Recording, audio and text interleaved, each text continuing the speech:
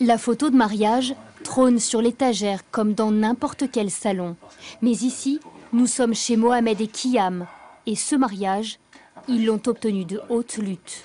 C'était le jour où on a acheté les bagues de mariage.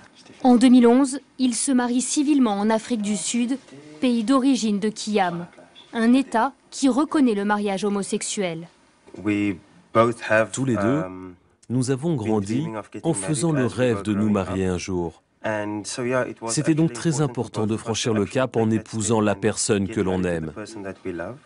Mais ils veulent aller plus loin dans leur démarche, se marier religieusement. Fait rarissime, c'est un imam en France qui accepte de bénir leur union. Moi, j'ai appris la moitié du Coran par cœur en arabe quand j'étais adolescent.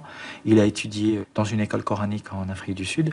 Donc la religion fait partie de notre vie et elle a fait partie de notre mariage aussi. Aujourd'hui, Mohamed est apaisé. Sa famille a fini par accepter son homosexualité.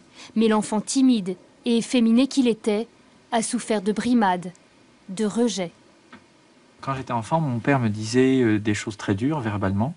Je préfère te voir mort, t'enterrer vivant plutôt que de te voir devenir comme ça. Et il m'a avoué plus tard qu'il pensait que c'était une maladie finalement et que ça se guérissait pas, quoi. Mon frère était très violent physiquement, il m'a cassé le nez, il m'a brisé la mâchoire, en disant ça fera de toi un homme. Et pour prouver qu'il est un homme, Mohamed épouse le salafisme extrême, un islam radical incompatible avec son homosexualité. Très vite, il revient vers une pratique modérée, mais aujourd'hui encore dans sa cité, difficile d'aller prier en couple. Kiyam et Mohamed ne sont pas les bienvenus. C'est ici, à la Grande Mosquée de Paris, qu'ils viennent chaque vendredi se fondre dans la foule des croyants. Ailleurs, je pourrais craindre des prêches beaucoup plus politisées, beaucoup plus homophobes, très clairement. Donc c'est vrai qu'ici, à la Mosquée de Paris, c'est plus simple, c'est plus neutre, c'est politiquement plus correct. Mohamed a fondé une association pour venir en aide aux homosexuels musulmans victimes de violences. Il envisage également de créer une salle de prière ouverte à tous. Mais il nourrit un autre espoir, épouser civilement Kiyam grâce à la prochaine loi française.